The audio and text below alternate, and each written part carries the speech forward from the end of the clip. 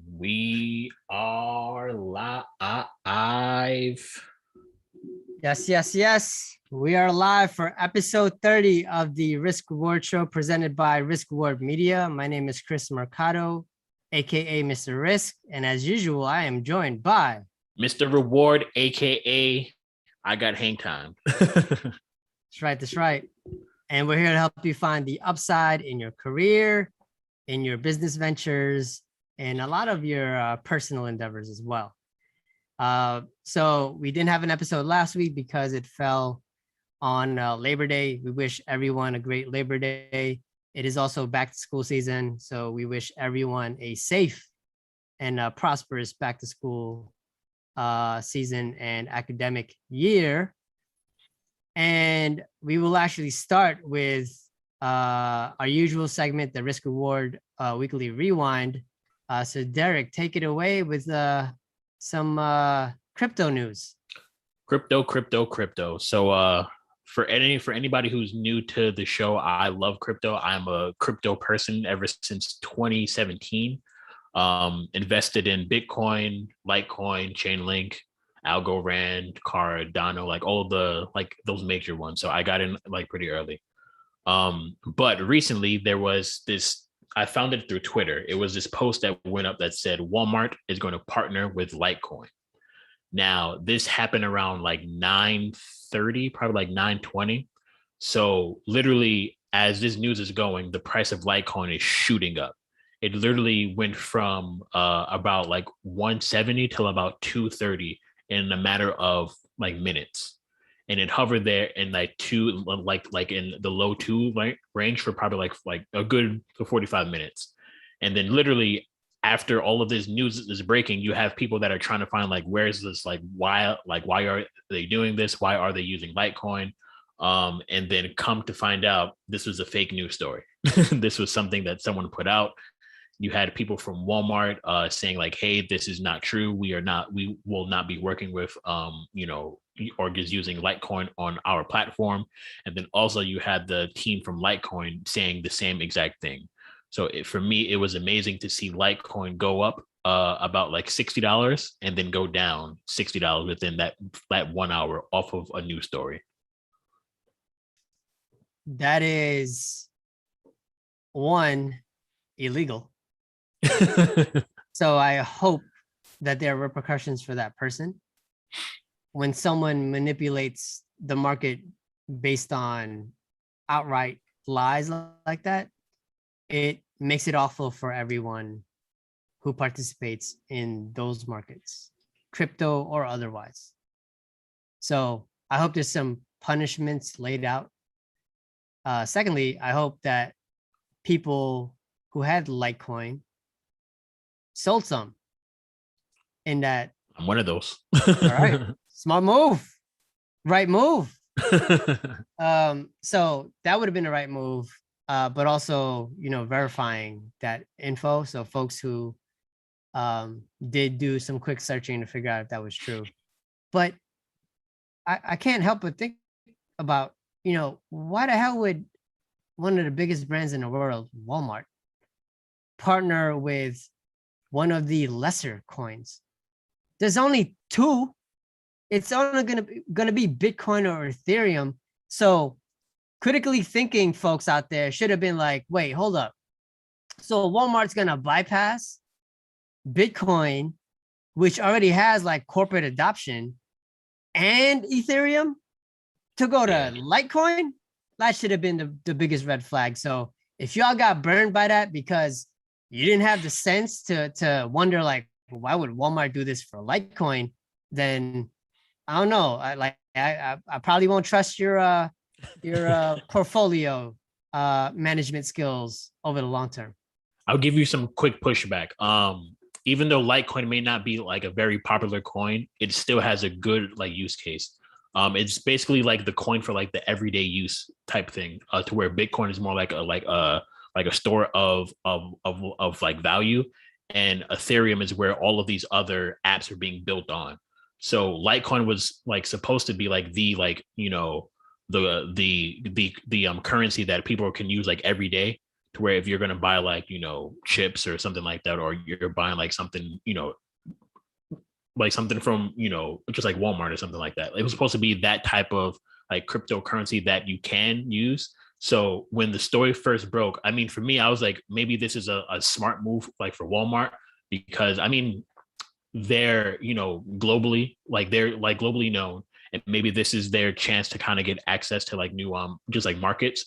But the fact that I couldn't find like a verified source, like it was a whole bunch of like these random blogs and stuff like that, to where I'm like I don't trust it in order to like buy more. But I definitely sold when it hit like high twos. I was like, this is a good time to just not sell everything, but just sell some, because the fact that I couldn't find like a verified source, I'm like, let me just play off this news and see what happens. What sucks is for people who caught it probably like 45 just like minutes into, where it was at like the high twos, and it's like, if they're gonna be working with like Walmart, let's just like put in money. And then for them to see it literally gone within like 15 minutes, like I know that hit a whole bunch of people.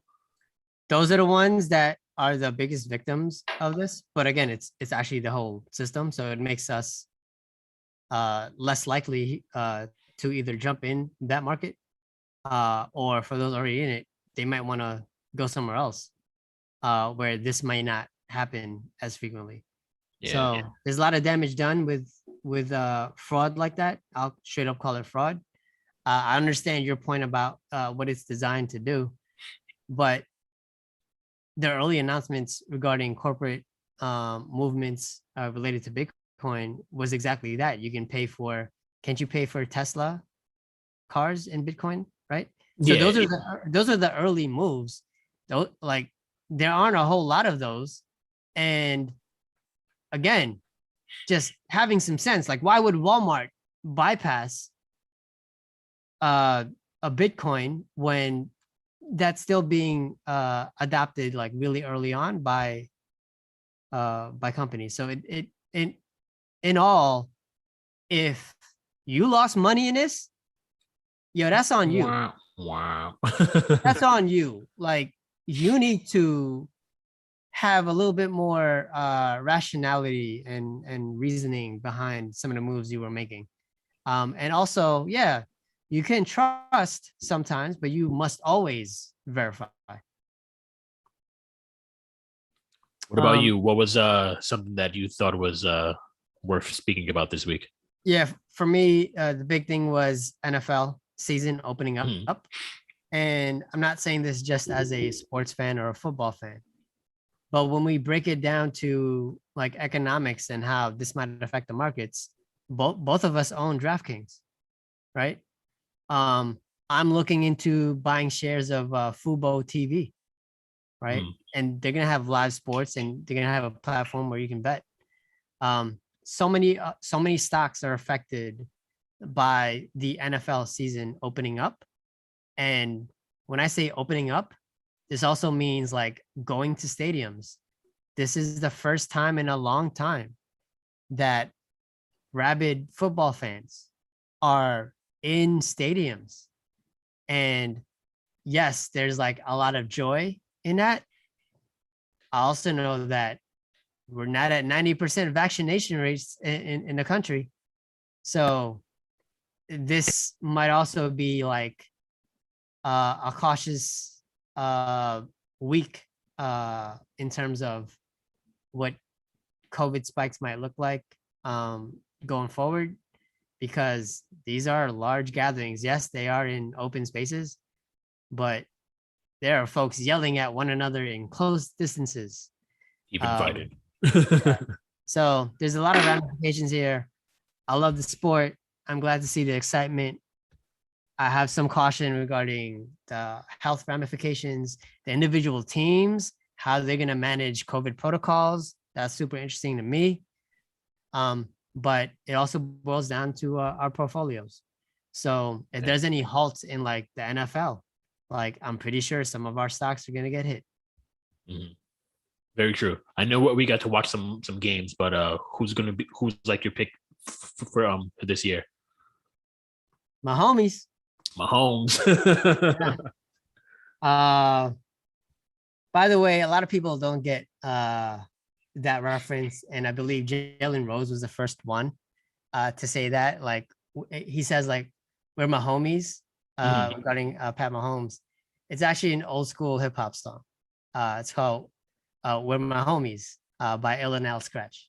Um, Oh wow, unless you're a I had no super idea. hip hop head, like you're not gonna get that reference in the golden era of hip hop. But yeah, I roll with Pat Mahomes, because it feels like he can come back from anything. I know he lost the He last definitely Super did. Bowl, but he did some superhuman things in that Super Bowl just to even be in it.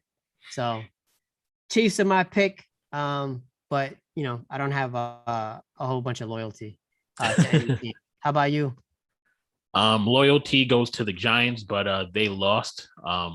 So I doubt they're gonna make it to the playoffs. But I'm really excited to see Jameis Winston play. I know he's been plagued by stealing crab legs, but I think this year is his year. No, he's been plagued by not having good eyesight. So apparently he had LASIK surgery.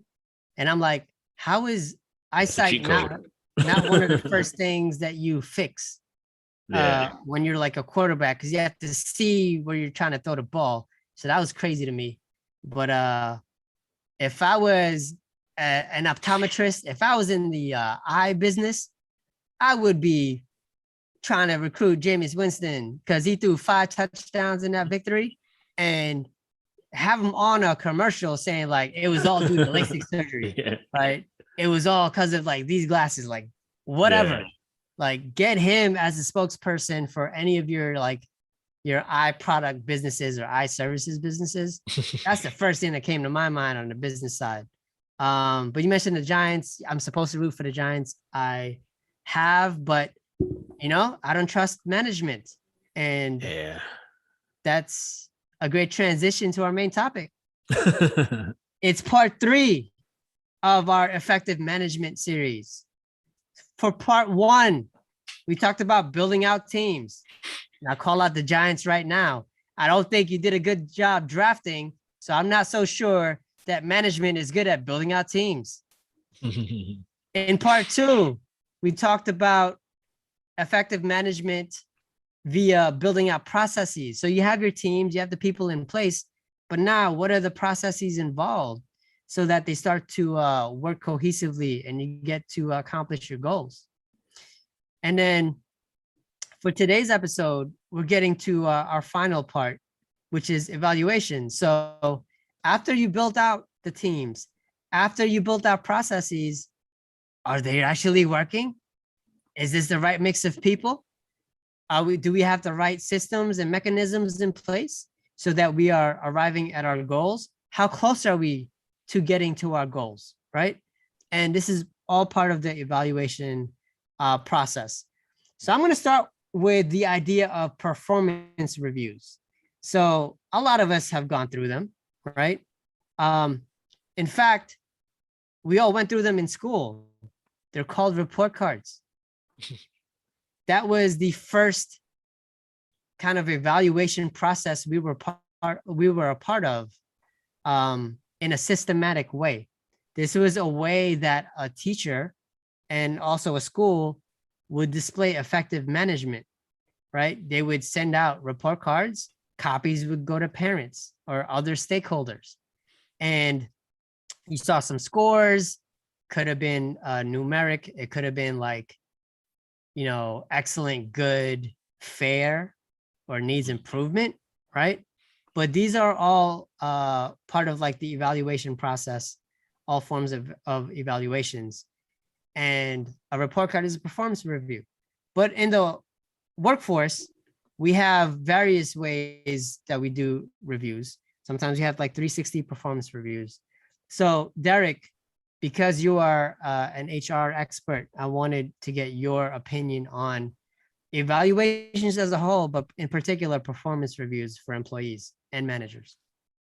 So I would say that that specific, like, I guess, like, workforce topic is definitely changing. Before, it was more when it came to like doing performance reviews. Like, I mean, people just hated them, whether you're the manager or the team member that's going through it, because it'll probably be like a form that you would just have to sit there and just like fill out, and it was always done at like the end of the year. So kind of going along with the report card example that you just gave, like at the end of every semester you had to, that teacher had to just like grade you and stuff like that. But in the workplace, it was more like something that people didn't want to do.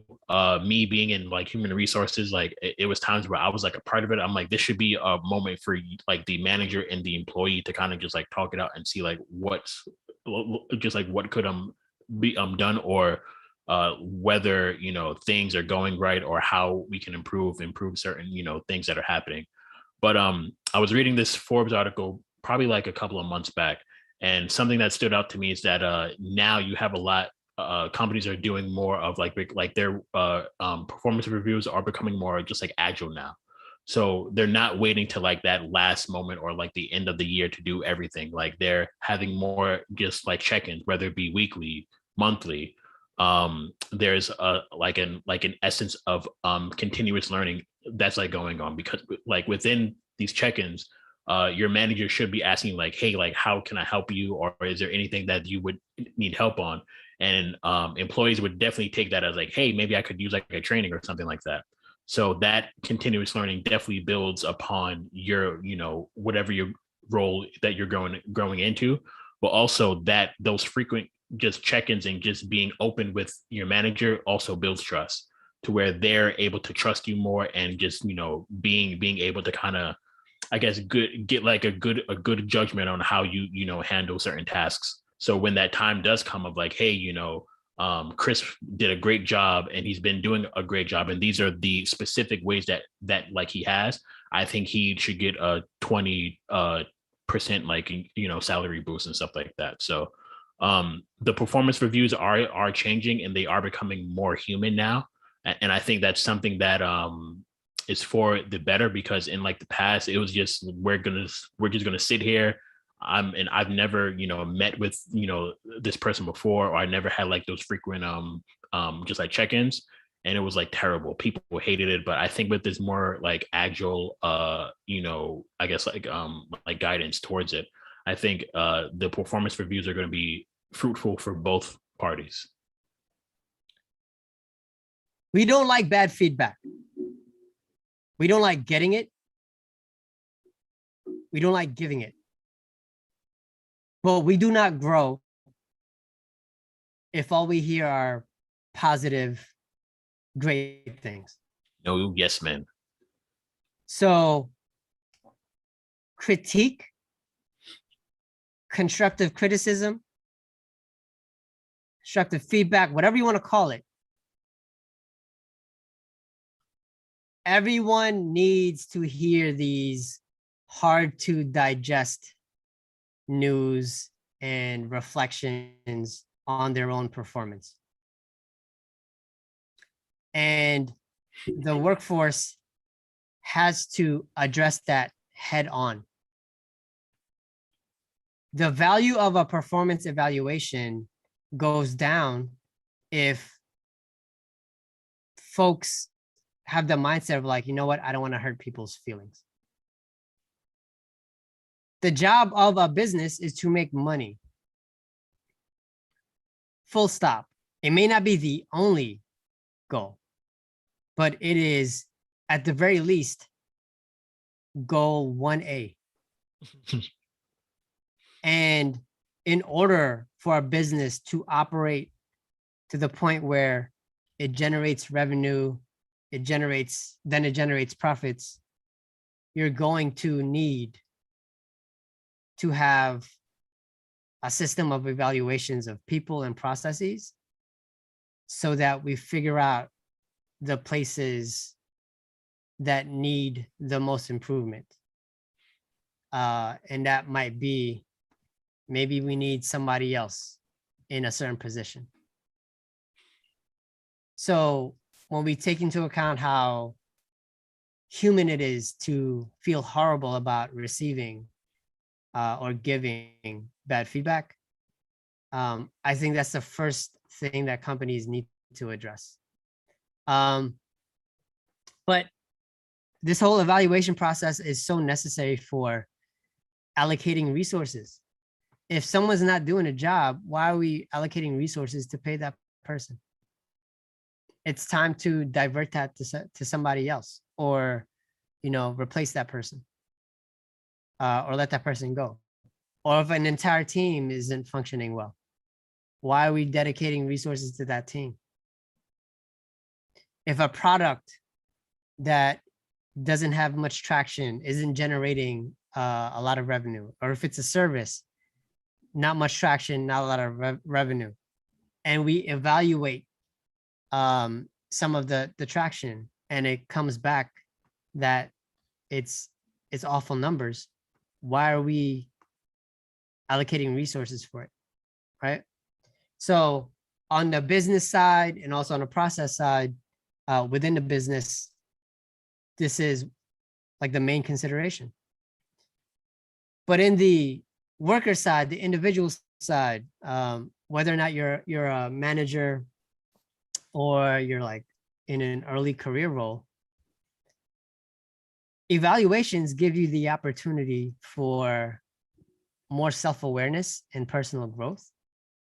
And this idea, like you said, Derek, of continuous improvement. So if you are against it and it makes you feel some awful way, then, and you're required to do it, then you just might be missing out on an opportunity for you to grow.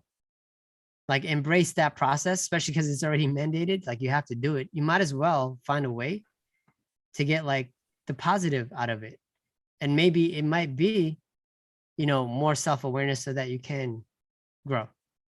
And also, going back to like operating a business, once I find out that either a product or service isn't going well, because we've sent out evaluations of either those products or services, or maybe like the people behind these products and services, then I start thinking about opportunity costs. Like, those resources could have been spent focusing on something else. Maybe there's a pivot that we could have gone into earlier, if not for being stuck on one direction and we didn't evaluate soon enough. So I love your idea of being very agile about delivering feedback. So you don't wait a whole year.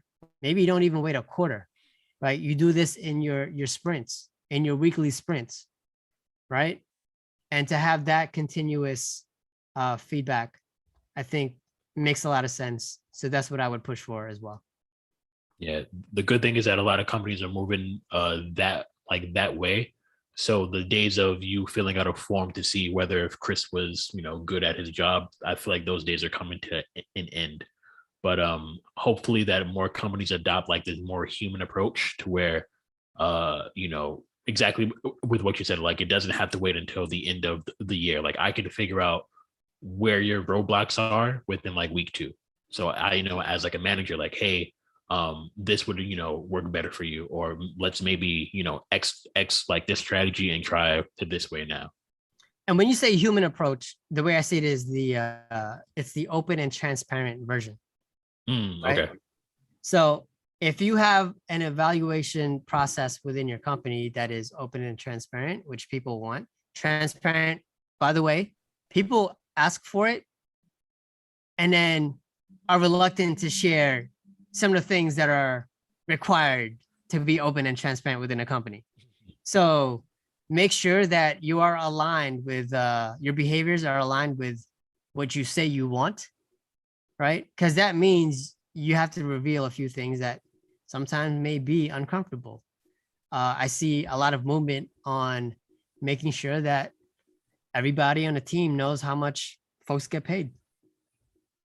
Some people aren't open to that.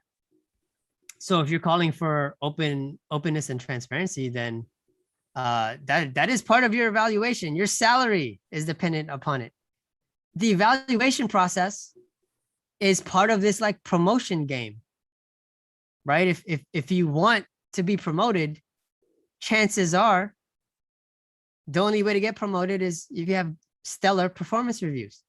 your managers will put in some of those reviews, whether or not they recommend you for promotion.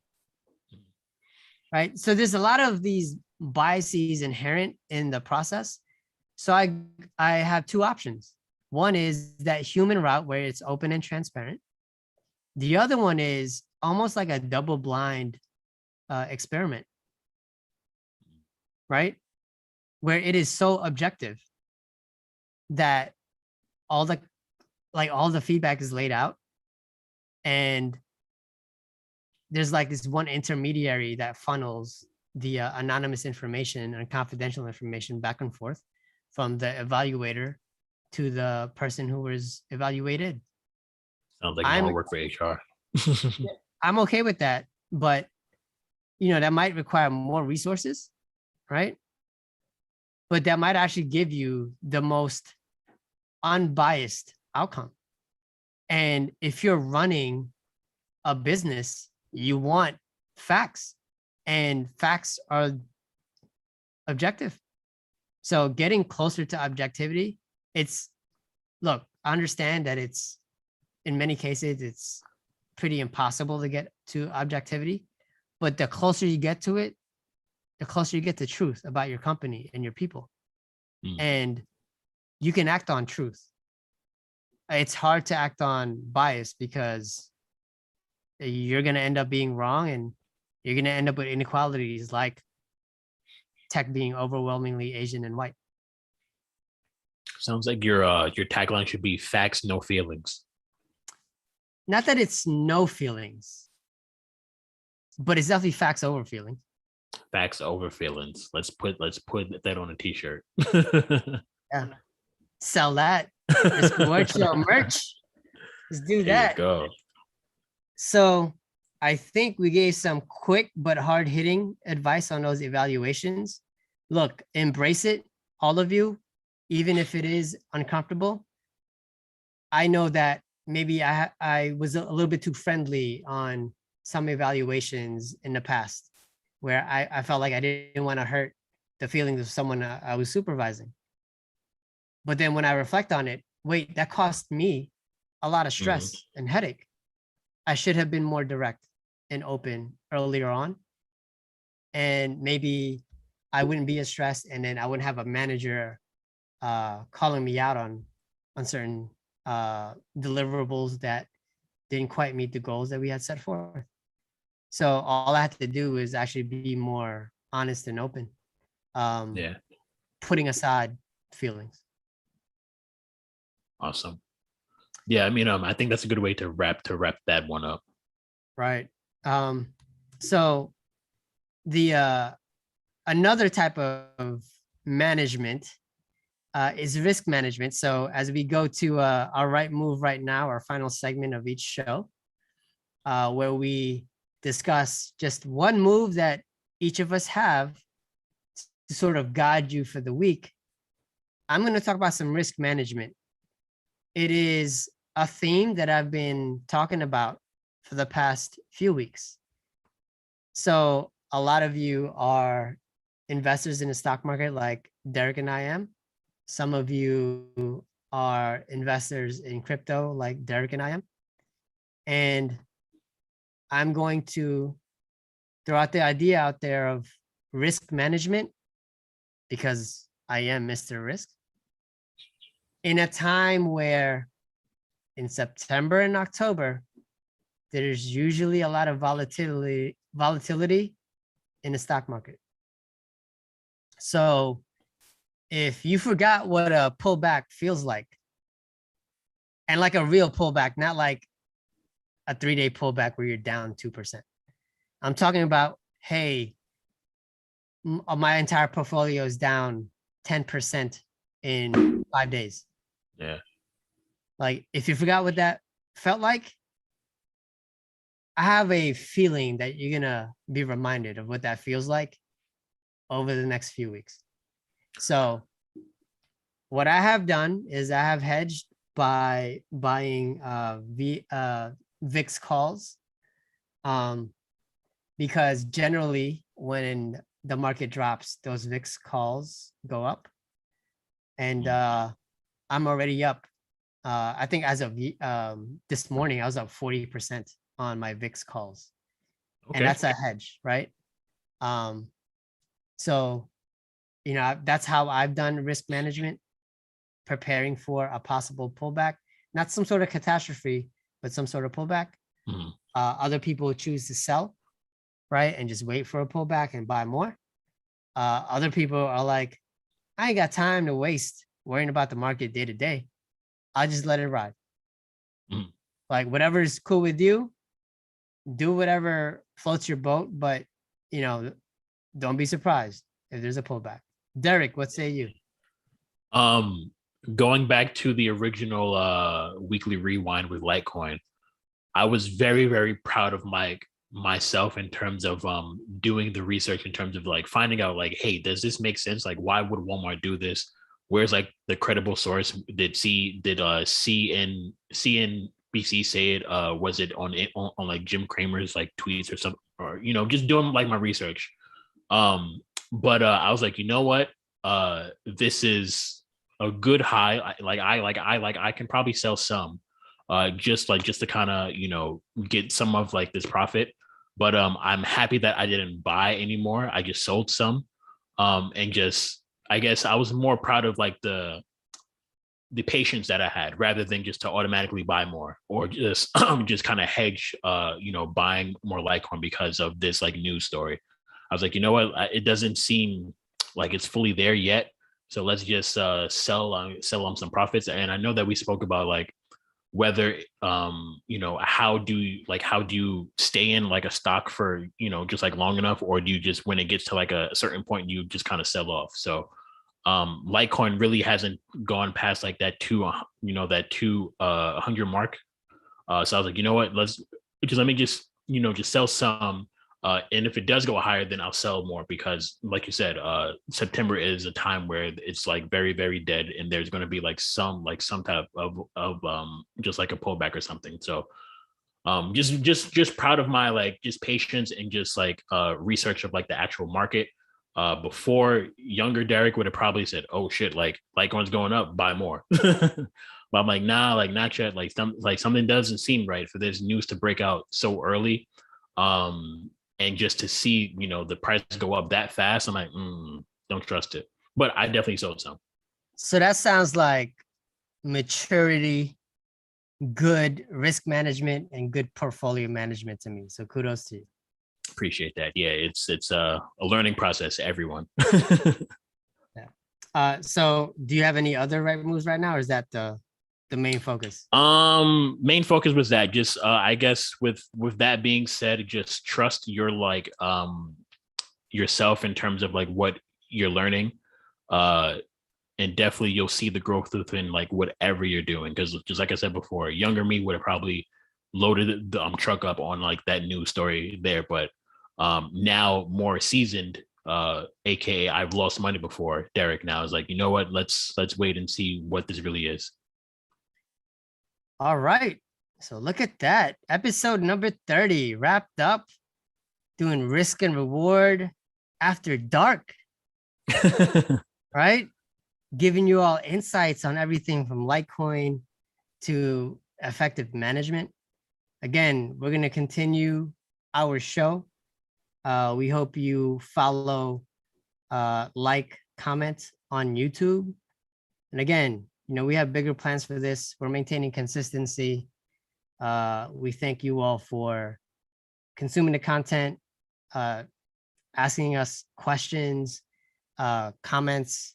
And I think we have another set of 30 episodes coming that will really benefit you all, so that you all find the upside in your careers, in your business ventures, in your personal endeavors, in your money.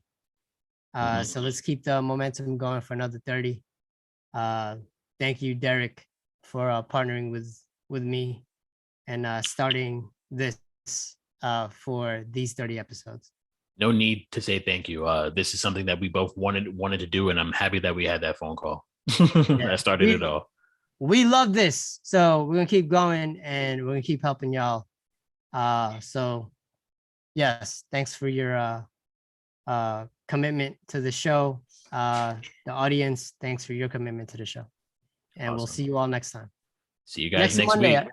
a little earlier, 5:30 Eastern time, regular time next week. All right.